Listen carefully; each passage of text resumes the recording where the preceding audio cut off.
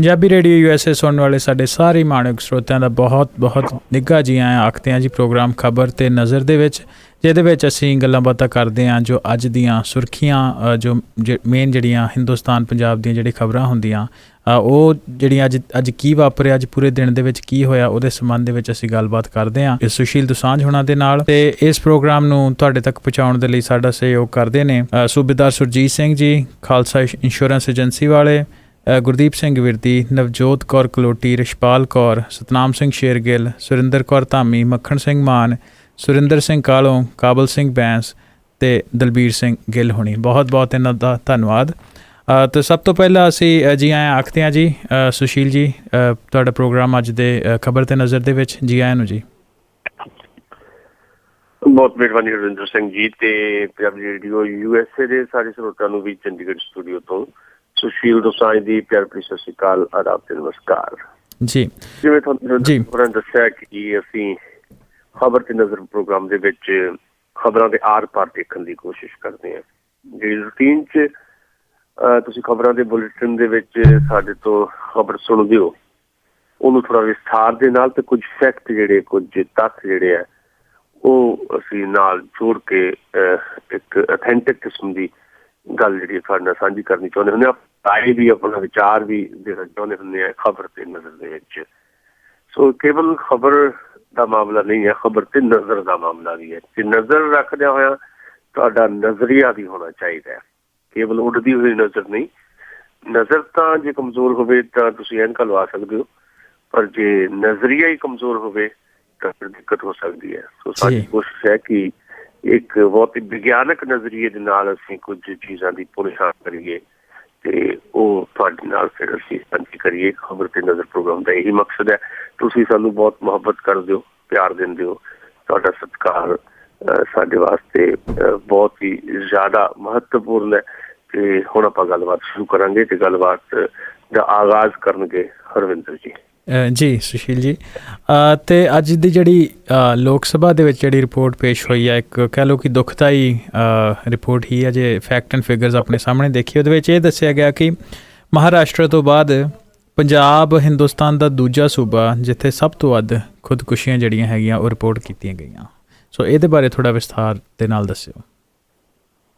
ਇਸ ਕੌਮ ਦੇ ਵਿੱਚ ਤੁਹਾਡੀ ਜਿਹੜੀ ਜਵਾਨੀ ਹੈ ਉਹ ਖੁਦਕੁਸ਼ੀਆਂ ਕਰਨ ਤੁਰ ਪਵੇ,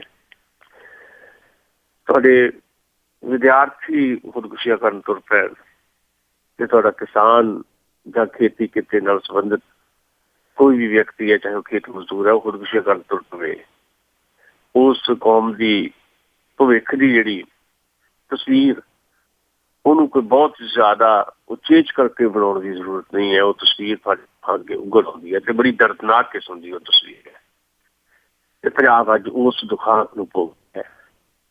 ਅਸੀਂ ਰੋਜ਼ ਹੀ ਇਹਦੇ ਤੇ ਗੱਲ ਕਰਦੇ ਹਾਂ, ਰੋਜ਼ ਹੀ ਖਬਰਾਂ ਆਉਂਦੀਆਂ।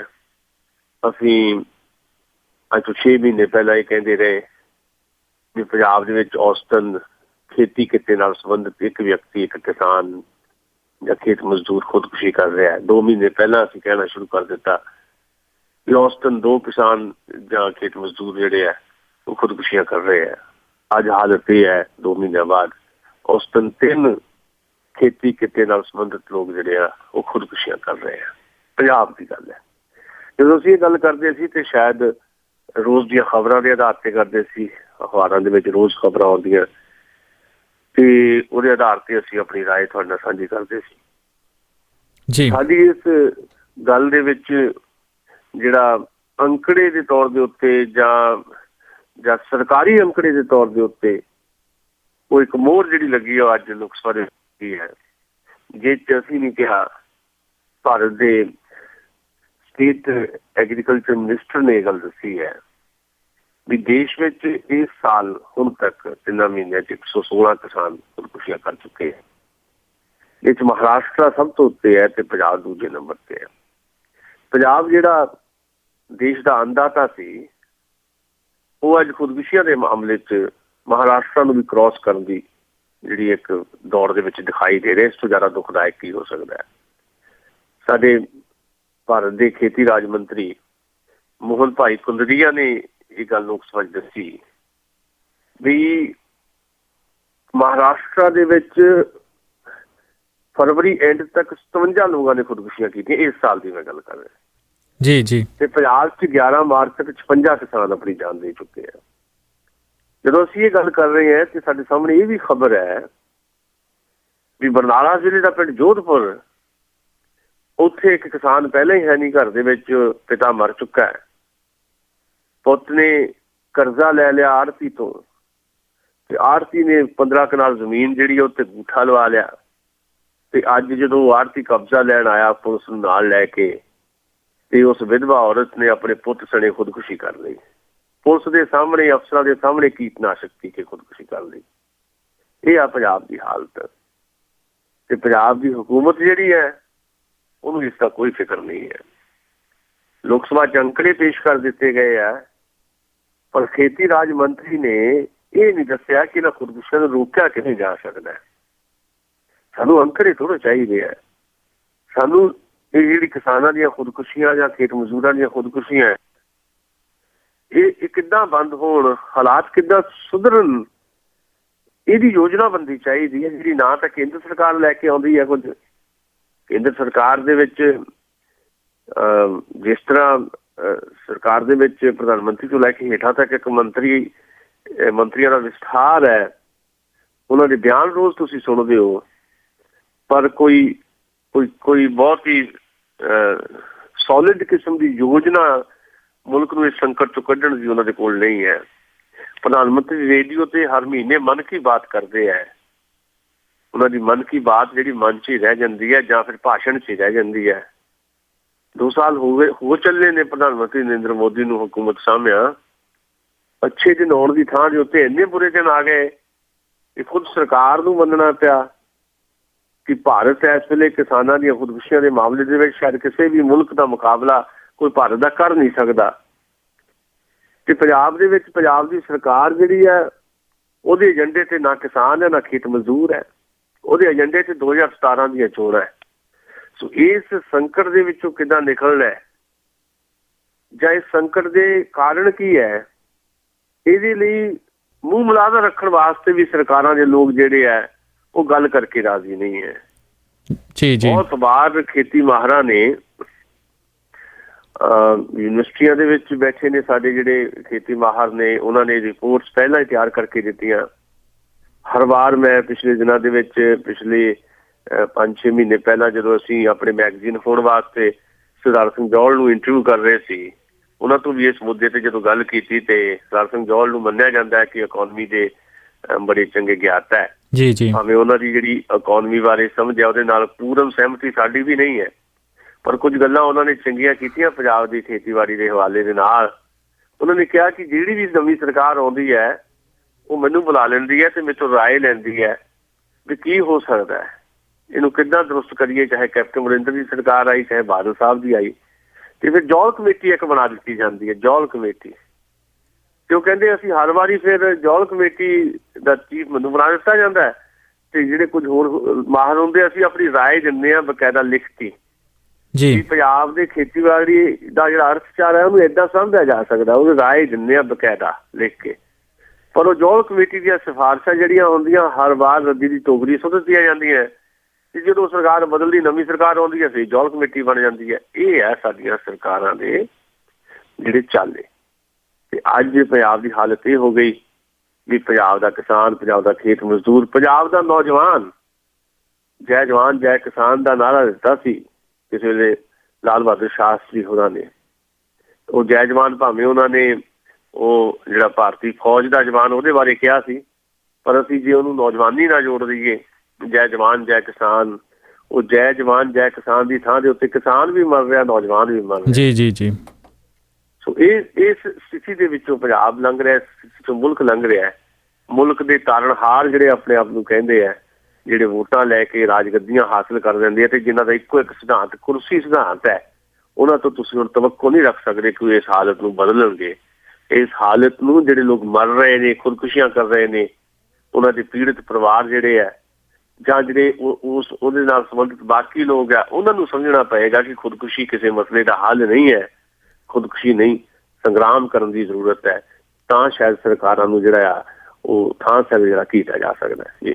ਜੀ ਬਹੁਤ ਖੂਬ ਸੁਸ਼ੀਲ ਜੀ। ਅਤੇ ਅਗਲੀ ਜਿਹੜੀ ਗੱਲਬਾਤ ਹੈਗੀ, ਤੁਸੀਂ ਹੁਣੇ ਜ਼ਿਕਰ ਕੀਤਾ 2017 ਦੀ ਜਿਹੜੀ ਇਲੈਕਸ਼ਨ ਆ ਰਹੀ, ਉਹਦੇ ਸੰਬੰਧ ਦੇ ਵਿੱਚ captain Amarinder Singh north America ਦੇ ਟੂਰ ਦੇ ਉੱਤੇ ਹੈਗੇ ਆਏ ਹੋਏ ਆ, ਪਰ ਉਹਨਾਂ ਦੇ ਖਿਲਾਫ ਜਿਹੜਾ ਕੇਸ ਪਟੀਸ਼ਨ ਦਾਇਰ ਕੀਤੀ ਗਈ ਹੈ ਕੈਨੇਡੀਅਨ ਕੋਰਟ ਦੇ ਵਿੱਚ, ਉਹਦੇ ਕਰਕੇ ਉਹਨਾਂ ਦਾ ਜਿਹੜਾ ਕੈਨੇਡਾ ਦਾ ਦੌਰਾ ਹੈਗਾ ਹਾਲ ਦੀ ਘੜੀ ਕੈਂਸਲ ਇਹ ਮੰਨਿਆ ਜਾ ਰਿਹਾ ਕਿ 3 ਹਫ਼ਤੇ ਦੇ ਲਈ ਅੱਗੇ ਕੀਤਾ ਗਿਆ।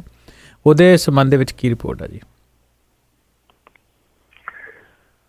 ਪਹਿਲੀ ਗੱਲ ਤਾਂ ਇਹੀ ਹੈ ਵੀ ਚੋਣ ਤਾਂ ਪੰਜਾਬ 'ਚ ਹੋ ਰਹੀ ਹੈ, 10 ਮਹੀਨਿਆਂ ਨੂੰ, 8 ਨੂੰ, 9 ਮਹੀਨਿਆਂ ਨੂੰ। ਚੋਣਾਂ ਤਾਂ 2017 ਦੀਆਂ ਵਿਧਾਨ ਸਭਾ ਦੀਆਂ ਹੋਣੀਆਂ ਪੰਜਾਬ 'ਚ, ਤੇ ਪੰਜਾਬ ਦੇ ਵੱਖ-ਵੱਖ ਸਿਆਸੀ ਪਾਰਟੀਆਂ ਦੇ ਵੱਡੇ ਆਗੂ ਜਿਹੜੇ ਹੈ ਉਹ ਕੈਨੇਡਾ ਅਮਰੀਕਾ ਜਾ ਰਹੇ ਨੇ। ਹੁਣ ਜਿਹੜੀਆਂ ਉੱਥੋਂ ਦੀਆਂ ਹਕੂਮਤਾਂ, ਖਾਸ ਤੌਰ 'ਤੇ ਕੈਨੇਡਾ ਦੀ ਹਕੂਮਤ ਨੇ ਪਿਛਲੇ ਦਿਨਾਂ ਦੇ ਵਿੱਚ ਇਹ ਕੀਤਾ ਵੀ ਘੱਟੋ ਘੱਟ ਸਾਡੇ ਮੁਲਕ ਨੂੰ ਜੰਗ ਦਾ ਮੈਦਾਨ ਨਾ ਬਣਾਇਆ ਜਾਵੇ। ਉਹਨਾਂ ਨੇ ਸਾਫ਼ ਤੌਰ ਦੇ ਉੱਤੇ ਇਸ ਤਰ੍ਹਾਂ ਦੀ ਇੱਕ ਡਾਇਰੈਕਸ਼ਨ ਦਿੱਤੀ ਹੈ। ਜੀ ਜੀ ਜੀ। ਇਨ ਬਿਟਵੀਨ ਜਿਹੜੀ ਸਿੱਖ ਫਾਰ ਜਸਟਿਸ ਹੈ, ਉਹਨੇ ਕੈਨੇਡਾ ਦੀ ਅਦਾਲਤ ਦੇ ਵਿੱਚ ਕੈਪਟਨ ਅਮਰਿੰਦਰ ਦੇ ਖਿਲਾਫ ਬਕਾਇਦਾ ਕੇਸ ਪਾਇਆ, ਤੇ ਉਸ ਤੋਂ ਬਾਅਦ ਹਾਲਾਤ ਇਹ ਬਣ ਗਏ ਵੀ ਜਿਹੜੀਆਂ ਪੋਲੀਟੀਕਲ ਰੈਲੀਆਂ ਹੋਣੀਆਂ ਸੀ ਵੈਨਕੂਵਰ ਤੇ ਟੋਰਾਂਟੋ ਦੇ ਵਿੱਚ, ਉਹ ਰੈਲੀਆਂ ਬਾਰੇ ਵੀ ਉੱਥੋਂ ਦੇ ਗ੍ਰਹਿ ਮੰਤਰਾਲੇ ਨੇ ਕਹਿ ਦਿੱਤਾ ਕਿ ਓਪਨ ਰੈਲੀਆਂ ਨਹੀਂ ਹੋ ਸਕਦੀਆਂ। ਤੁਹਾਨੂੰ ਇਹ ਸਾਰੀਆਂ ਖਬਰਾਂ ਪਤਾ, ਮੈਂ ਦੁਹਰਾਉਂਦਾ ਨਹੀਂ। ਤੇ ਉਹਨਾਂ ਨੂੰ ਪੋਸਟਪੋਨ ਕਰਨੀ ਸੀ, ਉਹ ਰੈਲੀਆਂ ਪਹਿਲਾਂ ਪੋਸਟਪੋਨ ਕੀਤੀਆਂ, ਫਿਰ ਕਹਿੰਦੇ ਘਰਾਂ 'ਚ ਜਾ ਕੇ ਕੁਝ ਜਿਹੜੀਆਂ ਗੈਟ ਟੂਗੈਦਰ ਹੋ ਜਾਏਗੀ ਜੀ, ਸਧਾਰਨ ਜਿਹੜੀਆਂ ਮੁਲਾਕਾਤਾਂ ਲੋਕਾਂ ਦੀਆਂ ਹੋਣਗੀਆਂ, ਘੱਟੋ ਘੱਟ ਆਪਣੀ ਗੱਲ ਤਾਂ ਰੱਖੀਏ। ਫਿਰ ਉਸ ਤੋਂ ਬਾਅਦ ਜਿਸ ਤਰ੍ਹਾਂ ਦੀ ਗੱਲ ਕਹਿ ਸੀ ਕੈਪਟਨ ਅਮਰਿੰਦਰ ਨੇ ਵੀ ਜਿਹੜੀ ਸਿੱਖ ਫਾਰ ਜਸਟਿਸ ਹੈ ਉਹਦੇ ਤਾਂ ISI ਦੇ ਨਾਲ ਸੰਬੰਧ ਨੇ ਜਾਂ ਉਹਨਾਂ ਨੂੰ ਹਮਾਇਤ ਹੈ ਪਾਕਿਸਤਾਨੀ ਖੁਫੀਆ ਏਜੰਸੀ, ਨਾਲ ਹੀ ਆਮ ਆਦਮੀ ਪਾਰਟੀ ਨੂੰ ਵਿੱਚ ਖਿੱਚ ਲਿਆ ਕਿ ਆਮ ਆਦਮੀ ਪਾਰਟੀ ਦੇ ਇਸ਼ਾਰੇ ਤੇ ਸਾਰਾ ਕੁਝ ਹੋ ਰਿਹਾ। ਉਸ ਤੋਂ ਬਾਅਦ ਸਿੱਖ ਫਾਰ ਜਸਟਿਸ ਨੇ ਮਾਨਹਾਨੀ ਦਾ ਕੇਸ ਕਰਨ ਦੀ ਵੀ ਗੱਲ ਕਹੀ ਹੈ। ਅਲਟੀਮੇਟਲੀ ਕੈਪਟਨ ਅਮਰਿੰਦਰ ਨੂੰ ਇਹ ਕਹਿਣਾ ਪਿਆ ਕਿ ਉਹ ਆਪਣਾ ਜਿਹੜਾ 3 ਹਫ਼ਤਿਆਂ ਵਾਸਤੇ ਆਪਣਾ ਦੌਰਾ ਕੈਨੇਡਾ ਦਾ ਟਾਲ ਰਹੇ ਹੈ। ਮੈਂ ਸਮਝਦਾ ਕਿ 3 ਹਫ਼ਤਿਆਂ ਵਾਸਤੇ ਦੌਰਾ ਨਹੀਂ ਟਾਲ ਰਿਹਾ, ਇਹ ਲਗਭਗ ਇਹ ਦੌਰਾ ਰੱਦ ਹੈ। ਕਾਰਨ ਇਹ ਹੈ ਕਿ ਬਹੁਤ ਸਾਰੇ ਸਵਾਲ ਨੇ ਲੋਕਾਂ ਦੇ ਮਨਾਂ ਦੇ ਵਿੱਚ। ਕੇਵਲ ਇੱਥੇ ਸਿੱਖ ਫਾਰ ਜਸਟਿਸ ਦਾ ਮਾਮਲਾ ਨਹੀਂ ਹੈ ਜਾਂ ਕਿਸੇ ਹੋਰ ਦਾ ਮਾਮਲਾ ਨਹੀਂ ਹੈ। ਸਵਾਲ ਇਹ ਹੈ ਕਿ ਜਿਹੜੇ ਪੰਜਾਬ ਦੀ ਹਕੂਮਤ ਸਾਂਭ ਚੁੱਕੇ ਲੋਕ ਨੇ, ਕੈਪਟਨ ਅਮਰਿੰਦਰ ਵੀ 5 ਸਾਲ ਪੰਜਾਬ ਦੇ ਮੁੱਖ ਮੰਤਰੀ ਰਹਿ ਚੁੱਕੇ ਨੇ, 1986 ਦੀ ਬਰਨਾਲਾ ਸਰਕਾਰ ਦੇ ਵਿੱਚ ਉਹ ਖੇਤੀ ਮੰਤਰੀ ਵੀ ਸੀ, ਤੇ ਕੈਪਟਨ ਅਮਰਿੰਦਰ ਨੂੰ ਕੁਝ ਸਵਾਲ ਤੇ ਪੰਜਾਬ 'ਚ ਵੀ ਹੋਏ ਨੇ। ਜਦੋਂ ਕਾਫੀ ਵਿਦ ਕੈਪਟਨ ਦੀ ਇੱਕ ਕੰਪੇਨ ਉਹਨਾਂ ਨੇ ਵਿਦਿਆਰਥੀਆਂ ਸ਼ੁਰੂ ਕੀਤੀ, ਤੇ ਵਿਦਿਆਰਥੀ ਸਟੂਡੈਂਟਸ ਨੇ ਵੀ ਉਹਨਾਂ ਨੂੰ ਸਵਾਲ ਪੁੱਛੇ। ਉਹ ਸਵਾਲ ਹੁਣ ਵਿਦੇਸ਼ਾਂ ਦੀ ਧਰਤੀ ਪੁੱਛੇ ਜਾ ਰਹੇ ਨੇ। ਐਨਰਾਈਜ਼ ਜਿਹੜੇ ਆ ਉਹਨਾਂ ਦਾ, ਜਿੱਦਾਂ ਮੈਂ ਅੱਗੇ ਪਿਛਲੇ ਪ੍ਰੋਗਰਾਮ ਸ਼ਾਇਦ ਜ਼ਿਕਰ ਕੀਤਾ ਕਿ ਐਨਰਾਈਜ਼ ਜਿਹੜੇ ਆ ਉਹਨਾਂ ਨੂੰ ਬੜੀ ਤਾਂਘ ਹੈ ਇਸ ਗੱਲ ਦੀ, ਸਾਡੇ ਪੰਜਾਬੀ ਭੈਣਾਂ ਭਰਾਵਾਂ ਨੂੰ, ਕਿ ਪੰਜਾਬ 'ਚ ਕੀ ਹੋ ਰਿਹਾ, ਕਿੱਦਾਂ ਦੀ ਤਬਦੀਲੀ ਹੋਣੀ ਹੈ। ਤੇ ਉਹ ਕੁਝ ਇੱਕ ਸੈਕਸ਼ਨ ਏਦਾਂ ਦਾ ਜਿਹੜਾ ਸਮਝਦਾ ਹੈ ਕਿ ਪੰਜਾਬ ਇਹਨਾਂ ਲੋਕਾਂ ਚੁੱਕਾ ਹੈ। ਕੈਪਟਨ ਅਮਰਿੰਦਰ ਹੋਰਾਂ ਨੂੰ, ਕਾਂਗਰਸ ਨੂੰ ਵੀ, ਅਕਾਲੀ ਦਲ ਨੂੰ ਵੀ, ਤੇ ਹੁਣ ਬਾਦਲਾਂ ਨੂੰ ਵੀ ਪਰਖ ਰਿਹਾ ਪੰਜਾਬ, ਤੇ ਨਵੇਂ ਲੋਕਾਂ ਨੂੰ ਜਿਹੜੇ ਚਾਂਸ ਦੇਣੇ ਚਾਹੀਦੇ ਆ। ਇਸ ਗੱਲ ਦਾ ਇੱਕ ਮਾਹੌਲ ਬਣਿਆ ਹੋਇਆ ਹੈ। ਉਸ ਮਾਹੌਲ ਦੇ ਵਿੱਚ ਜਿਹੜੀਆਂ ਰਵਾਇਤੀ ਕਿਸਮ ਦੀਆਂ ਪਾਰਟੀਆਂ ਜਾਂ ਰਵਾਇਤੀ ਕਿਸਮ ਦੇ ਲੀਡਰ ਹੈ, ਉਹਨਾਂ ਨੂੰ ਫੇਸ ਕਰਨਾ ਪੈ ਰਹੇ ਨੇ ਬਹੁਤ ਸਾਰੀਆਂ ਚੁਣੌਤੀਆਂ, ਚੈਲੰਜ, ਸਵਾਲ। ਉਹਦੇ ਤੋਂ ਵੀ ਕਿਤੇ ਨਾ ਕਿਤੇ ਇੱਕ ਘਬਰਾਹਟ ਹੈ। ਸੋ ਦੂਜੀ ਗੱਲ, ਉਹਨਾਂ ਨੂੰ ਲੱਗਦਾ ਹੈ ਕਿ ਜੇ ਓਪਨਲੀ ਕਿਤੇ ਵਿਰੋਧ ਹੋ ਗਿਆ, ਤੇ ਜਿੱਦਾਂ ਪਿਛਲੇ ਸਮੇਂ ਦੇ ਵਿੱਚ ਸੁਖਬੀਰ ਸਿੰਘ ਬਾਦਲ ਦੀ ਕੈਨੇਡਾ ਫੇਰੀ ਦੀ ਤਿਆਰੀ ਦੇ ਵਜੋਂ ਸਿਕੰਦਰ ਸਿੰਘ ਮਲੂਕਾ, ਜਥੇਦਾਰ ਤੋਤਾ ਸਿੰਘ, ਦਲਜੀਤ ਸਿੰਘ ਚੀਮਾ ਵਗੈਰਾ ਗਏ ਸੀ ਕੈਨੇਡਾ, ਤੇ ਉੱਥੇ ਜਿਸ ਕਿਸਮ ਦਾ ਸਖਤ ਕਿਸਮ ਦਾ ਵਿਰੋਧ ਉਹਨਾਂ ਨੂੰ ਬਰਦਾਸ਼ਤ ਕਰਨਾ ਪਿਆ, ਤੇ ਜਿਹਦੇ ਕਰਕੇ ਬੜੀ ਤੋੜ ਤੇ ਹੋਈ ਸ਼੍ਰੋਮਣੀ ਅਕਾਲੀ ਦਲ ਦੀ, ਕਿਤੇ ਇੱਦਾਂ ਦਾ ਮਾਹੌਲ ਨਾ ਬਣ ਜਾਏ। ਇਹ ਸਾਰੀਆਂ ਚੀਜ਼ਾਂ ਨੂੰ ਧਿਆਨ 'ਚ ਰੱਖਦਿਆਂ ਹੋਇਆ ਉਹਨਾਂ ਨੇ ਇਹ ਕਿਹਾ, ਕੈਪਟਨ ਅਮਰਿੰਦਰ ਨੇ, ਵੀ ਅਸੀਂ ਟਕਰਾਅ ਨਹੀਂ ਕਰਨ ਚਾਹੁੰਦੇ ਕਿਸੇ ਵੀ ਕਿਸਮ ਦਾ।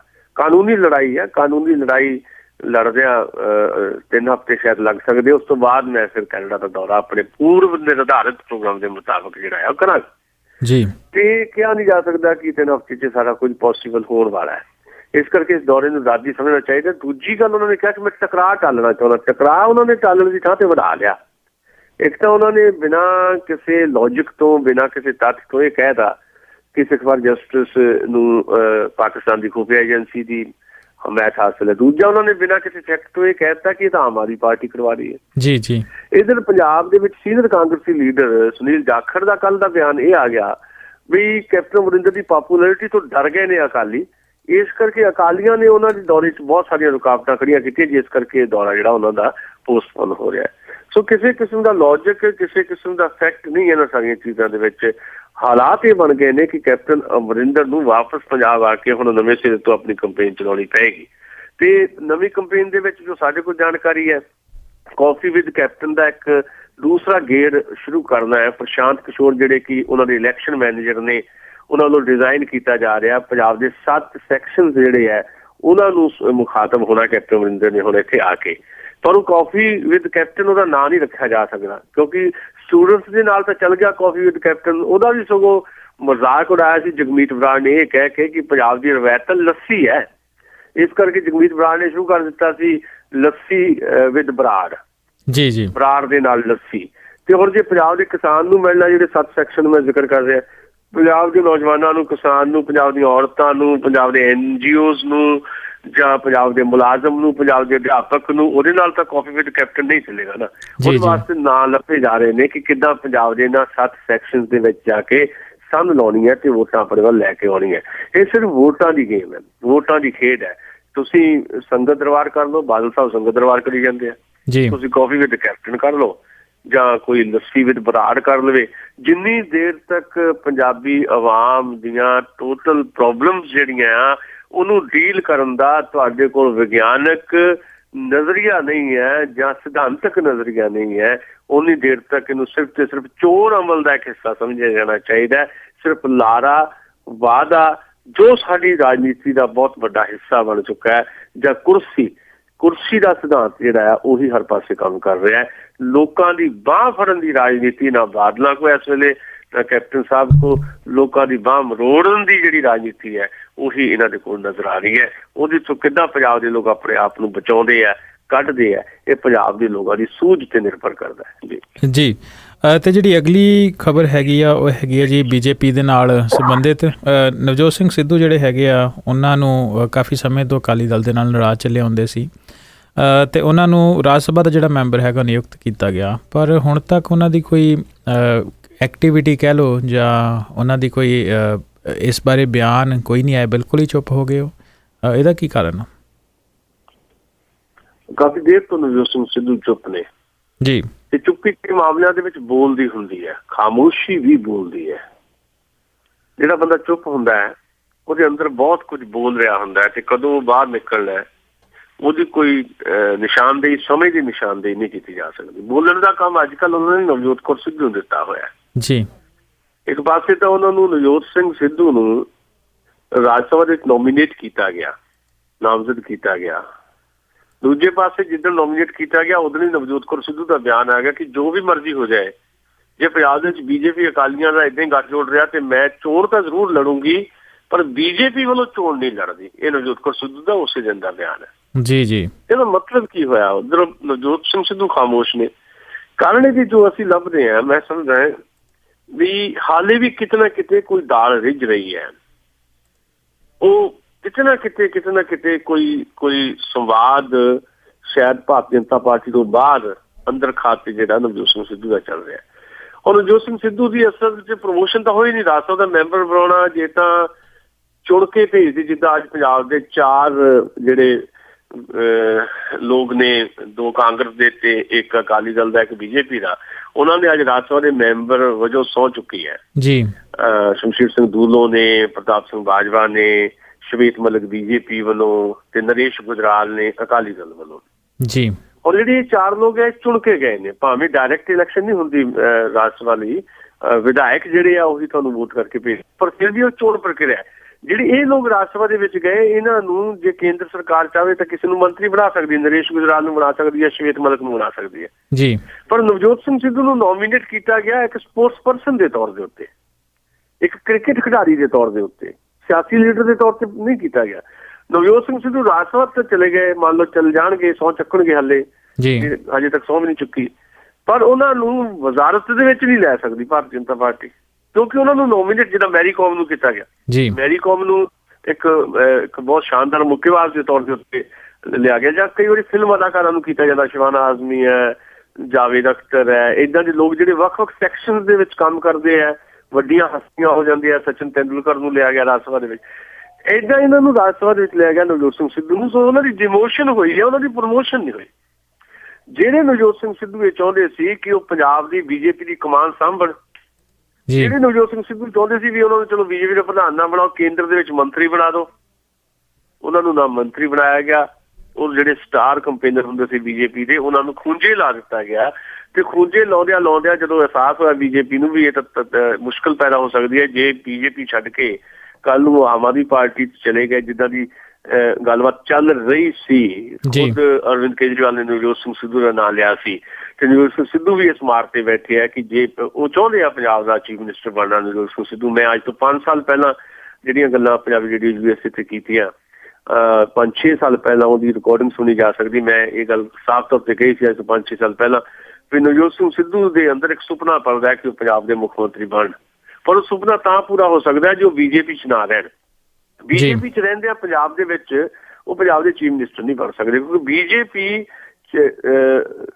ਆਪਣੇ ਯੰਗਰ ਬ੍ਰਦਰ ਦੇ ਰੋਲ ਦੇ ਵਿੱਚ ਹੀ ਅਕਾਲੀ ਦਲ ਨਾਲ ਰਹੇਗੀ। ਇਕੱਲੇ ਤੌਰ ਤੇ ਬੀਜੇਪੀ ਇਸ ਪੋਜੀਸ਼ਨ 'ਚ ਕਦੀ ਵੀ ਨਹੀਂ ਆਏਗੀ ਪੰਜਾਬ 'ਚ ਵੀ ਆਪਣੀ ਉਹ ਵਜ਼ਾਰਤ ਬਣਾ ਜਾਏ ਜਾਂ ਸਰਕਾਰ ਬਣਾ ਜਾਏ। ਇਸ ਕਰਕੇ ਉਹਨਾਂ ਨੂੰ ਬੀਜੇਪੀ ਛੱਡਣੀ ਪਏਗੀ, ਉਹਨੂੰ ਕਾਂਗਰਸ ਜੁਆਇਨ ਕਰਨੀ ਪਏਗੀ। ਕਾਂਗਰਸ ਦੇ ਵਿੱਚ ਇੱਕ ਸੰਭਾਵਨਾ ਰਹੇਗੀ ਵੀ ਉਹਨਾਂ ਨੇ ਕੋਈ ਸਿੱਖ ਫੇਸ ਜਿਹੜਾ ਉਹਨਾਂ ਨੇ ਬਣਾਉਣਾ ਹੁੰਦਾ ਚੀਫ ਮਿਨਿਸਟਰ ਜੇ ਕਾਂਗਰਸ ਜਿੱਤਦੀ ਹੈ। ਇਹ ਪੋਸੀਬਿਲਿਟੀ ਸੀ ਉਦੋਂ ਆਮ ਆਦਮੀ ਪਾਰਟੀ ਨਹੀਂ ਸੀ, ਅੱਜ ਆਮ ਆਦਮੀ ਪਾਰਟੀ ਹੈ। ਤੇ ਜੇ ਸੱਚਮੁੱਚ ਉਹ ਚਾਹੁੰਦੇ ਆ ਪੰਜਾਬ ਦੇ ਚੀਫ ਮਿਨਿਸਟਰ ਬਣਨਾ ਤੇ ਆਮ ਆਦਮੀ ਪਾਰਟੀ ਨੇ ਕਿਹਾ ਪਹਿਲਾਂ ਹੀ ਅਰਵਿੰਦ ਕੇਜਰੀਵਾਲ ਨੇ ਕਿ ਉਹਨਾਂ ਲਈ ਦਰਵਾਜ਼ੇ ਖੁੱਲੇ, ਭਾਵੇਂ ਉਹਨਾਂ ਨੇ ਇਹ ਕਦੀ ਨਹੀਂ ਕਿਹਾ ਵੀ ਉਹ ਸਾਡੇ ਚੀਫ ਮਿਨਿਸਟਰ ਦੇ ਕੈਂਡੀਡੇਟ ਹੋਣਗੇ। ਮੈਨੂੰ ਲੱਗਦਾ ਹਾਲ ਫਿਲਹਾਲ ਇਹ ਕਿਤੇ ਨਾ ਕਿਤੇ ਚੁੱਪ ਚੁਪੀਤਾ ਸੰਵਾਦ ਸ਼ਾਇਦ ਆਮ ਆਦਮੀ ਪਾਰਟੀ ਨਾਲ ਚੱਲ ਰਿਹਾ। ਇਸੇ ਕਰਕੇ ਚੁੱਪੀ ਹੈ ਨਵਜੋਤ ਸਿੰਘ ਸਿੱਧੂ ਦੀ, ਕਿਉਂਕਿ ਉਹਨਾਂ ਦੀ ਡਿਮੋਸ਼ਨ ਹੋਈ ਆ, ਪ੍ਰਮੋਸ਼ਨ ਨਹੀਂ ਹੋਈ ਬੀਜੇਪੀ ਦੇ ਵਿੱਚ। ਇਸ ਗੱਲੋਂ ਉਹ ਦੁਖੀ ਹੈ, ਨਵਜੋਤ ਕੌਰ ਸਿੱਧੂ ਵੀ ਦੁਖੀ ਹੈ। ਇਹ ਸਾਰੇ ਤੋਂ ਲੱਗਦਾ ਹੈ ਵੀ ਹਾਲੇ ਇਹਨਾਂ ਦੀ ਚੁੱਪ ਜਿਹੜੀ ਹੈ ਉਹ ਬੜੀ ਖਤਰਨਾਕ ਕਿਸਮ ਦੀ ਚੁੱਪ ਹੈ। ਭਾਵੇਂ ਅਸੀਂ ਇਹ ਬਹੁਤ ਯਕੀਨ ਨਾਲ ਨਹੀਂ ਕਹਿ ਸਕਦੇ ਏਦਾਂ ਹੀ ਹੋਣਾ, ਕਿਉਂਕਿ ਭਾਰਤੀ ਸਿਆਸਤ ਅੱਜ ਸਿਧਾਂਤਾਂ ਦੀ ਸਿਆਸਤ ਨਹੀਂ ਹੈ, ਕੋਈ ਸਿਧਾਂਤਕ ਪੋਲੀਟਿਕਸ ਨਹੀਂ ਹੋ ਰਹੀ ਭਾਰਤ ਦੇ ਵਿੱਚ। ਇਸ ਕਰਕੇ ਸਹੂਲਤ ਦੀ ਪੋਲੀਟਿਕਸ ਹੈ, ਮੌਕਾ ਪ੍ਰਸਤੀ ਦੀ ਪੋਲੀਟਿਕਸ ਹੈ, ਤੇ ਮੌਕਾ ਪ੍ਰਸਤੀ ਨਵਜੋਤ ਸਿੰਘ ਸਿੱਧੂ ਨੂੰ ਅੱਜ ਬੀਜੇਪੀ 'ਚ ਲੈ ਕੇ ਬੈਠੀ, ਕੱਲ ਨੂੰ ਕਿਤੇ ਵੀ ਲਿਜਾ ਸਕਦੀ ਹੈ। ਜੀ ਇਹ ਤਾਂ ਆਉਣ ਵਾਲਾ ਸਮਾਂ ਹੀ ਦੱਸੇਗਾ ਕਿ ਜਿਹੜਾ ਇਹ ਰਾਜਨੀਤੀ ਦਾ ਊਠ ਇਹ ਕਿਸ ਕਰਵਟ ਬੈਠਦਾ। ਸਰਕਾਰ ਦੀ ਤੁਸੀਂ ਗੱਲ ਕੀਤੀ ਤੇ ਸਰਕਾਰ ਦੀ ਜਿਹੜੀ ਅੱਜ ਦੀ ਰਿਪੋਰਟ ਕੀਤੀ ਕਿ ਜਿਹੜੇ ਆਪਣੇ ਖਜ਼ਾਨਾ ਹੈਗਾ ਪੰਜਾਬ ਦਾ, ਉਹਦੀ ਜਿਹੜੀ ਹਾਲਾਤ ਆ, ਮਾਲੀ ਹਾਲਾਤ ਬਹੁਤ ਹੀ ਚੰਗੀ ਨਹੀਂ। ਪਰ ਅੱਜ ਨਵੇਂ ਪਾਰਲੀਮੈਂਟਰੀ ਸੈਕਟਰੀ ਜਿਨ੍ਹਾਂ ਦੀ ਗਿਣਤੀ 7 ਦੱਸੀ ਜਾ ਰਹੀ ਆ, ਉਹ ਅੱਜ ਚੁਣੇ ਗਏ ਆ ਪੰਜਾਬ ਦੇ ਵਿੱਚ। ਖਬਰ ਤਾਂ ਤੁਸੀਂ ਸੁਣ ਲਈ ਹੋਏਗੀ ਵੀ ਕਿਹੜੇ ਕਿਹੜੇ ਲੋਕ ਬਾਦਲ ਸਰਕਾਰ ਵੱਲੋਂ ਜਿਹੜੇ ਵਿਧਾਇਕ ਹੈ, ਕਿਹੜੇ 7 ਵਿਧਾਇਕਾਂ ਨੂੰ ਪਾਰਲੀਮੈਂਟਰੀ ਸੈਕਟਰੀ ਬਣਾਇਆ ਗਿਆ ਜੀ, ਚੀਫ ਪਾਰਲੀਮੈਂਟਰੀ ਸੈਕਟਰੀ ਬਣਾਇਆ ਜੀ ਜੀ। ਚਾਹੇ ਉਹ ਪ੍ਰਗਟ ਸਿੰਘ ਹੋਰੀ ਹੋਣ ਜਾਂ ਮਨਜੀਤ ਸਿੰਘ ਮੀਆਂਵਿੰਡ ਹੋਵੇ, ਦਰਸ਼ਨ ਸਿੰਘ ਸ਼ਿਵਾਲਕ ਵਗੈਰਾ ਵਗੈਰਾ, ਗੁਰਪ੍ਰਤਾਪ ਸਿੰਘ ਬਡਾਲਾ। ਪਹਿਲਾਂ ਹੀ ਪੰਜਾਬ ਸਰਕਾਰ ਦੇ ਵਿੱਚ ਇੱਕ ਫੌਜ ਹੈਗੀ ਆ ਪਾਰਲੀਮੈਂਟਰੀ ਸੈਕਟਰੀਜ਼ ਦੀ। ਇੱਕ ਪਾਰਲੀਮੈਂਟਰੀ ਸੈਕਟਰੀ ਜਿਹੜਾ ਉਹਦੀ ਛੁੱਟੀ ਵੀ ਕੀਤੀ ਗਈ ਹੈ। ਕੁਝ ਬਾਗੀ ਸੁਰ ਅਪਣਾ ਰਹੇ ਸੀ, ਇੰਦਰਵੀਰ ਸਿੰਘ ਬੁਲਾਰੀਆ ਮਜੀਠੀਆ ਦੇ ਖਾਸ ਮੁਖਾਸ ਰਹੇ ਨੇ ਜੀ ਜੀ, ਉਹਨਾਂ ਨੂੰ ਲਾ ਦਿੱਤਾ, ਉਹਦੇ ਤੋਂ ਮੁੱਖ ਪਾਰਲੀਮੈਂਟਰੀ ਸੈਕਟਰੀ ਤੋਂ ਲਾ ਦਿੱਤਾ ਗਿਆ। 7 ਨਵੇਂ ਲਾ ਦਿੱਤੇ ਗਏ। ਨੰਬਰ 1 ਇਹਦੇ 'ਚ ਗੱਲ ਇਹ ਹੈ ਵੀ ਇਹਨਾਂ ਲੋਕਾਂ ਨੂੰ 10 ਮਹੀਨੇ ਰਹਿ ਗਏ। 10 ਮਹੀਨੇ ਇਹਨਾਂ ਨੂੰ ਝੰਡੀ ਵਾਲੀ ਕਾਰ ਮਿਲ ਜਾਣੀ ਹੈ, ਕਿਉਂਕਿ ਜਿਹੜੇ ਚੀਫ ਪਾਰਲੀਮੈਂਟਰੀ ਸੈਕਟਰੀ ਉਹਨਾਂ ਨੂੰ ਲਗਭਗ ਮੰਤਰੀਆਂ ਦੇ ਬਰਾਬਰ ਹੀ ਸਾਰੀਆਂ ਸਹੂਲਤਾਂ ਹੈ, ਪਰ ਕੰਮ ਕੋਈ ਨਹੀਂ ਹੈ, ਕੰਮ ਕੋਈ ਨਹੀਂ ਹੈ। ਇੱਕ ਕਿਸਮ ਦਾ ਭਾਰ ਹੈ।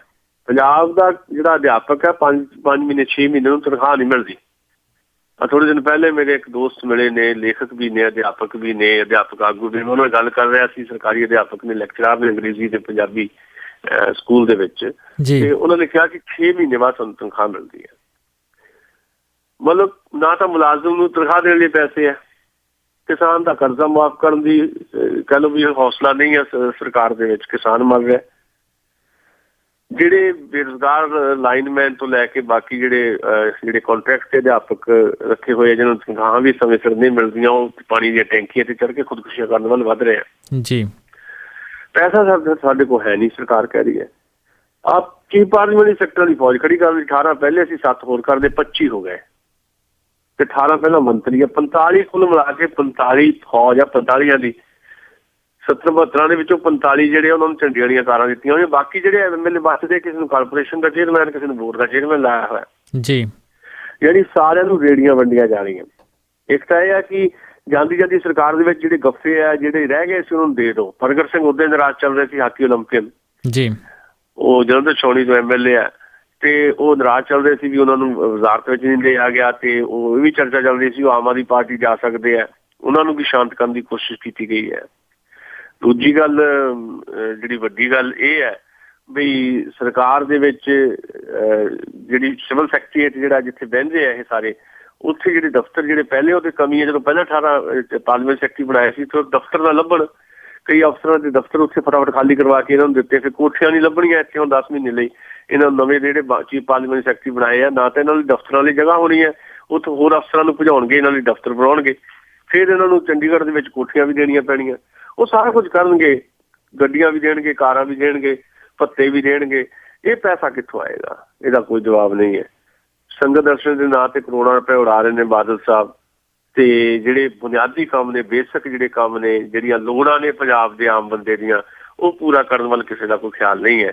ਇਸ ਸਾਰੇ ਸਮੇਂ ਦੇ ਵਿੱਚ ਸ਼ਾਇਦ ਸਭ ਤੋਂ ਖਤਰਨਾਕ ਸਮਾਂ ਸਾਡਾ ਇਹੀ ਹੈ ਕਿ ਜਦੋਂ ਲੋਕਾਂ ਤੋਂ ਵੋਟਾਂ ਲੈ ਕੇ ਤੇ ਲੋਕਾਂ ਤੇ ਹਕੂਮਤ ਕਰਨ ਵਾਲੇ ਲੋਕ ਲੋਕਾਂ ਵੱਲ ਪਿੱਠ ਕਰਕੇ ਖਲੋਏ ਨੇ ਤੇ ਇਹਨਾਂ ਦੀ ਪਿੱਠ ਹੁਣ ਘੁੰਮਣੀ ਹੈ। ਹੁਣ ਫਿਰ ਹੱਥਾਂ ਦੇ ਵਿੱਚ ਜਾਣਾ, ਹੱਥ ਜੋੜ ਕੇ ਫਿਰ ਆਮ ਲੋਕਾਂ ਦੇ ਕੋਲ ਜਾਣਾ ਤੇ ਆਮ ਲੋਕ ਦੇਖਣਾ ਪਏਗਾ ਕਿ ਇਹਨਾਂ ਦੇ ਜੋੜੇ ਹੋਏ ਹੱਥਾਂ ਨੂੰ ਆਪਣੇ ਹੱਥਾਂ 'ਚ ਲੈ ਲੈਂਦੇ ਨੇ ਜਾਂ ਫਿਰ ਇਹਨਾਂ ਦੇ ਜੋੜੇ ਹੋਏ ਹੱਥਾਂ ਨੂੰ ਮੋੜਦੇ ਨੇ ਤੇ ਉਹਨਾਂ ਨੂੰ ਮੋੜਵੇਂ ਸਵਾਲ ਕਰਕੇ ਆਪਣੇ ਆਪਣੇ ਹਲਕੇ ਦੇ ਵਿੱਚ ਕਿਸ ਕਿਸਮ ਦਾ ਆਪਣੀ ਵੋਟ ਰਾਹੀਂ ਪ੍ਰਤੀਕਰਮ ਦਿੰਦੇ ਨੇ। ਇਹ ਸਾਰੀਆਂ ਚੀਜ਼ਾਂ ਜਿਹੜੀਆਂ ਆਉਣ ਵਾਲੇ 10 ਮਹੀਨਿਆਂ ਦੇ ਵਿੱਚ ਸਪਸ਼ਟ ਹੋਣਗੀਆਂ। ਜੀ ਬਹੁਤ ਬਹੁਤ ਧੰਨਵਾਦ ਸੁਸ਼ੀਲ ਜੀ। ਤੁਸੀਂ ਆਪਣੇ ਕੀਮਤੀ ਸਮੇਂ 'ਚੋਂ ਸਮਾਂ ਕੱਢ ਕੇ ਜਿਹੜੀ ਖਬਰਾਂ ਹੈਗੀਆਂ ਉਹਨਾਂ ਦੇ ਇੱਕ ਵੱਖਰੇ ਨਜ਼ਰੀਏ ਦੇ ਉੱਤੋਂ ਤੇ ਜ਼ਿਆਦਾ ਡੀਟੇਲ ਦੇ ਵਿੱਚ ਜਾ ਕੇ ਜਿਹੜੀ ਗੱਲਬਾਤ ਸਾਡੇ ਨਾਲ ਸ਼ੇਅਰ ਕੀਤੀ, ਪੋਲੀਟਿਕਸ ਦੇ ਅੰਦਰ, ਰਾਜਨੀਤੀ ਦੇ ਅੰਦਰ ਕੀ ਚੱਲ ਰਿਹਾ, ਜਿਹੜੀ ਕਿੱਦਾਂ ਦੀ ਖਿਚੜੀ ਜਿਹੜੀ ਹੈਗੀ ਪੱਕ ਰਹੀ ਆ। ਬਹੁਤ ਬਹੁਤ ਤੁਹਾਡਾ ਧੰਨਵਾਦ ਕਰਦੇ ਹਾਂ ਜੀ ਇੱਕ ਵਾਰੀ ਫਿਰ ਤੋਂ ਪ੍ਰੋਗਰਾਮ ਖਬਰ ਦੇ ਨਜ਼ਰ ਸਾਡੇ ਪੰਜਾਬੀ ਰੇਡੀਓ USA ਦੇ ਸਰੋਤਿਆਂ ਦੇ ਲਈ ਤੁਸੀਂ ਰੂਬਰੂ ਹੋਏ। ਬਹੁਤ ਧੰਨਵਾਦ। ਸ਼ੁਕਰੀਆ ਜੀ, ਮਿਹਰਬਾਨੀ।